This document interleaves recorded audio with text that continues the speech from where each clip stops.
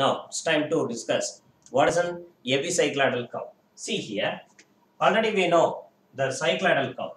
When a circular plate rotates on a flat surface from one end to another end for a one complete revolution, if it is completing here, we are tracking the path of a point in the circumference of the circle.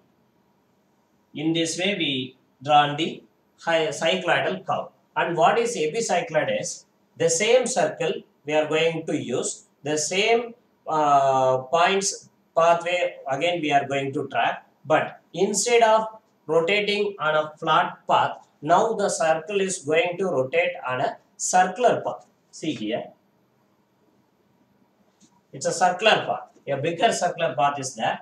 Above that, we are going to start our rotation with the smaller circle. When this smaller circle start to rolls on the outside of the another circle, okay, outside of the another circle for one complete revolution, when it is completing, it's rotating and moving and completing one simple rotation. So the point what we aimed is now touching the pathway, and after completing one full revolution, again the point will come into contact with the pathway. So in that case, this will covers this path. That path is nothing but epicycloidal curve. Epicycloidal curve. And what is hypocycloid? See here, the same circle we are going to consider. Now the circle is going to rotate not the outside of the bigger circle, it's going to rotate inside of the bigger circle. Inside of the bigger circle to complete one full revolution and moving from this position to that position. So this is what the point we are going to aim. We are going to track the path of that particular moving point. So after completing one full revolution, again the point will come into contact with the pathway. So this will be the path we are going to track. That path is nothing but hypocycloidal curve. This is epicycloid. That one is hypocycloid. So the difference between these three, we can say some differences between these are. In the first case, cycloid, the circle moving on a flat surface. The distance covered in one full revolution can be measured as the linear distance, and easily we can find it as the circumference of the base circle. And in the case of the epicycloid, the circle is going to rolls on the outside of another circle. Okay, outside of another circle, and the distance here traveled, this is nothing but the distance. This is nothing but the distance. So that distance cannot be measured as the linear distance in terms of mm, in terms of meter or centimeter, whatever it may be. We are not able to measure in terms of a linear unit. Then how to find out that distance? By finding out the angle. By finding out the angle. So what will be this angle? That angle theta is nothing but r by r into 360. R by r into 360. What is actually r? Is nothing but the radius of the rotating circle. Radius of the rotating circle or generating circle. And what is capital R? This is nothing but the radius of the bigger circle. The radius of the bigger circle. That bigger circle here called as directing circle or director circle. See, here the pathway is called as directing line. In the case of cycloid, the pathway is called as directing line. There, the pathway, the circular pathway is called as director arc. So the circle which is bound, the directing arc is nothing but our director circle or directing circle. Okay, and here also the angle theta can be found out by the same formula. See here. So this is nothing but the angle theta. That angle is again theta will be equal to r by r into 360 degree. So in this way we can find out the angle and we can use it in the procedure what we are going to follow. Okay, now this is about the cycloid, epicycloid and hypocycloid. One more point you can note here.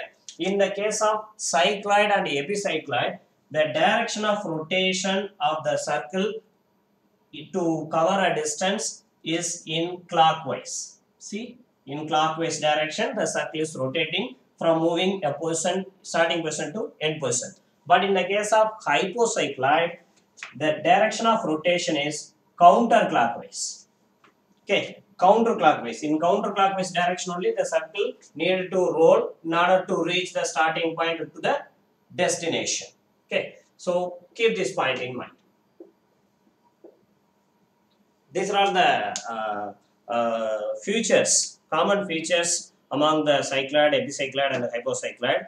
And the procedure for drawing the epicycloid is simply resembles the procedure followed for the cycloid. Let's go and see how the epicycloidal curve can be formed. Let me draw above the board.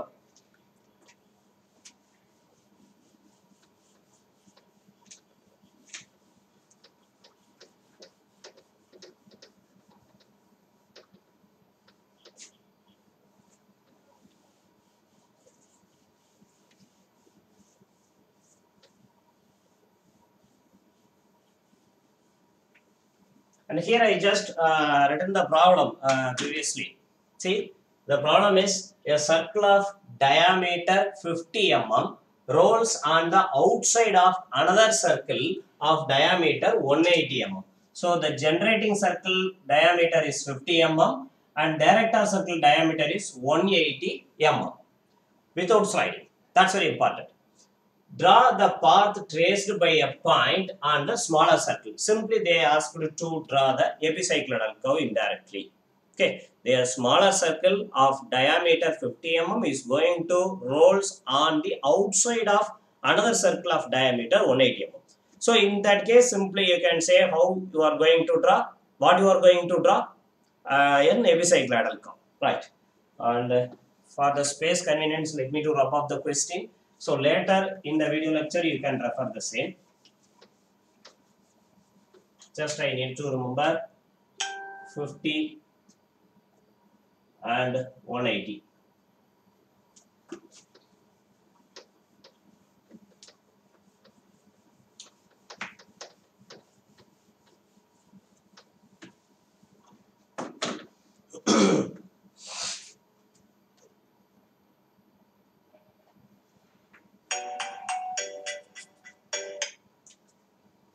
See, first what we need to do in the epicycloidal curve procedure is you need to draw the bigger circle at some definite value of arc.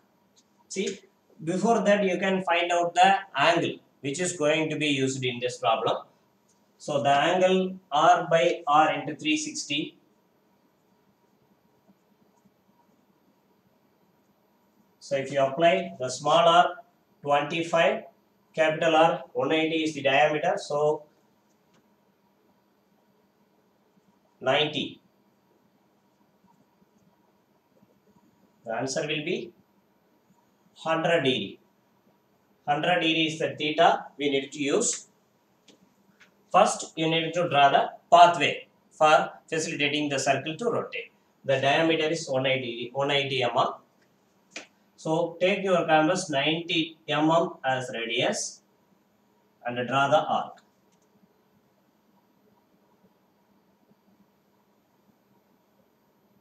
The arc should be finished at the included angle 100 degree. That's nothing but we found out. So with 100 degree included angle, you can finish up the arc. Okay, and here draw the circle which is going to roll. So just extend this line with the distance 50 mm. This distance is 50 mm. 50 mm, and at the midpoint at 25 mm, mark the center of the smaller circle, that is the generating circle. Have your compass pivot here, take 25 mm radius in the compass and draw the generator circle. Generator circle. Okay, and this is nothing but the radius 90 mm. That is the diameter of the bigger circle is 180 mm. So this radius is nothing but 90 mm. So here I am marking the common center C. Common center C. Here the center of the generating circle O. Okay. And after marking O, you need to split this generating circle into 8 equal parts.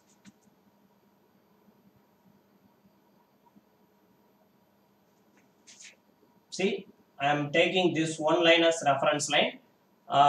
With perpendicular to that line, I drawn one more. So based on these two, I split the entire circle into 8 equal parts.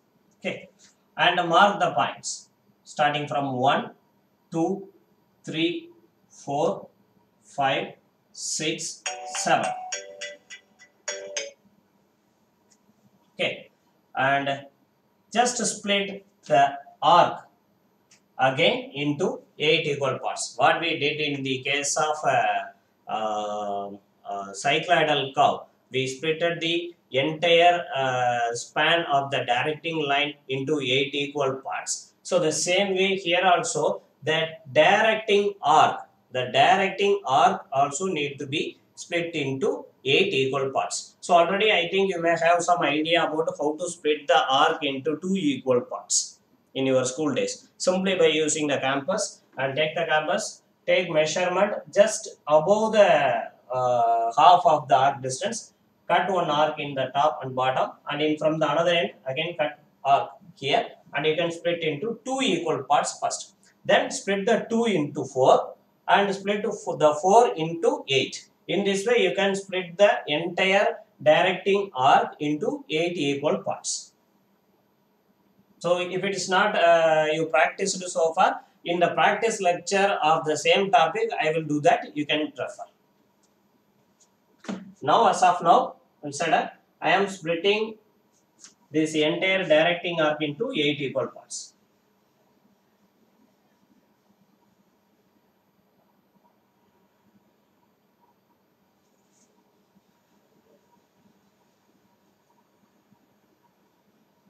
So, as a rough work only, I am doing this modification in the pre-drawn structure.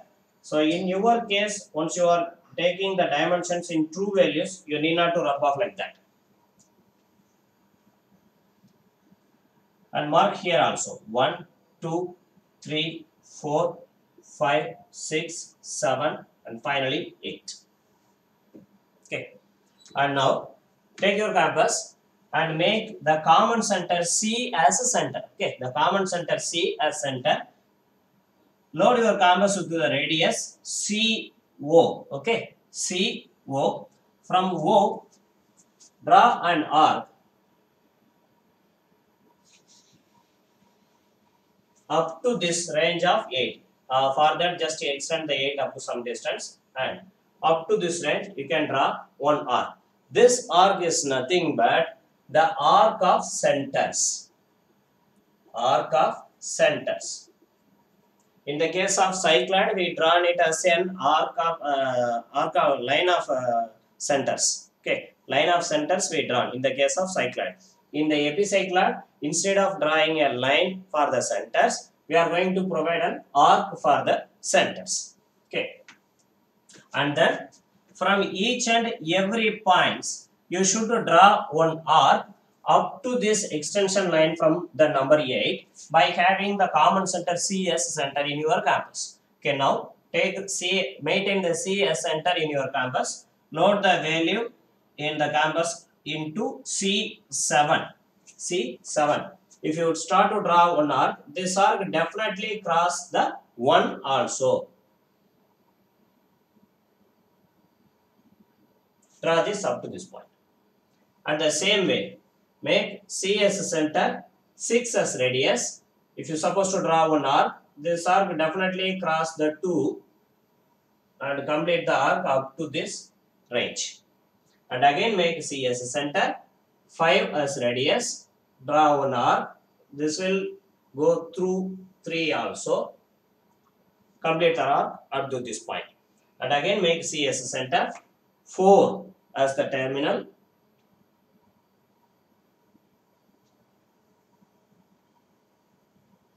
draw the arc. In this way, you can draw number of arcs just above and below the arc of centers. Okay. And now take your scale from C, aim all the points marked in the directing arc. See, this is nothing but your directing arc. Directing arc. And that one is nothing but arc of centers. So each and every point in the directing arc should be drawn as a line through C up to this range. See, I am producing a line starting from C. That line should cross every points. You need to draw separate line for every points marked in the directing line and extend the line up to the end. Okay, up to the arc of the 4.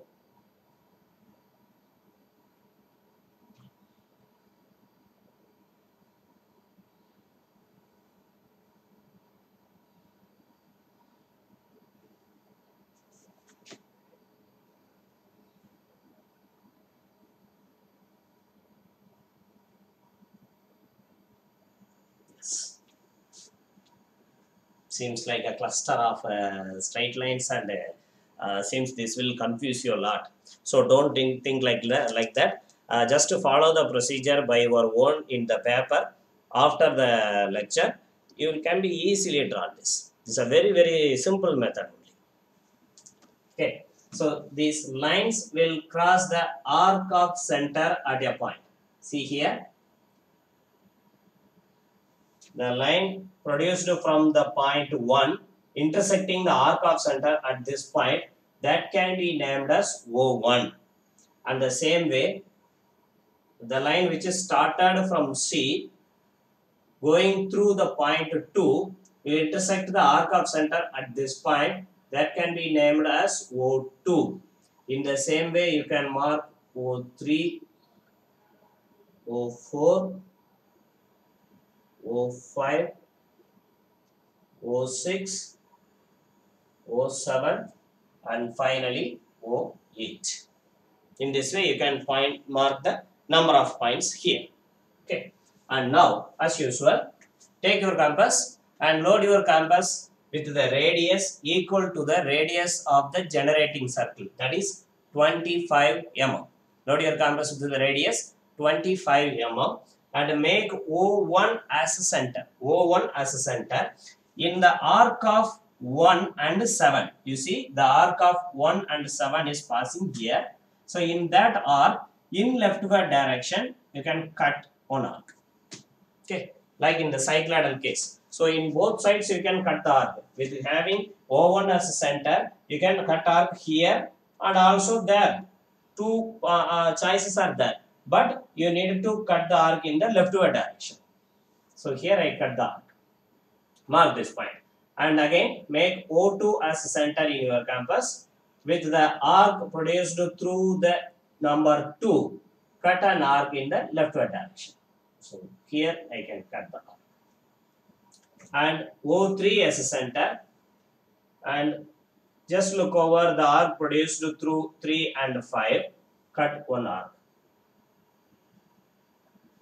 And again make O4 as center. If you attempt to cut arc in the arc produced from the 4, you cannot intersect with your compass pointer. You can cut an like a tangent here, because this O4 and the arc, the distance is equal to the radius. So it's not possible to cut the arc. You can draw as a tangent.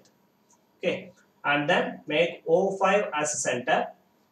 After that, after making this point, you need to cut the arcs in the rightward direction hereafter.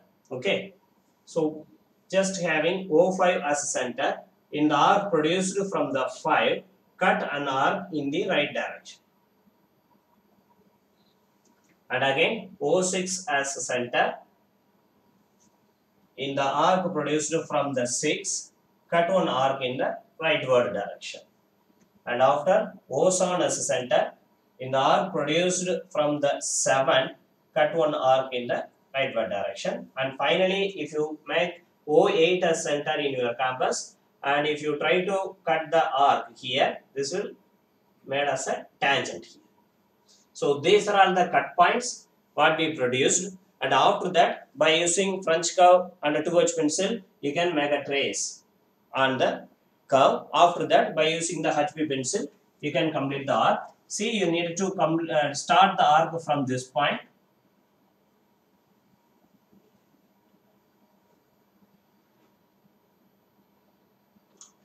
In this way you can draw the epicycloidal curve.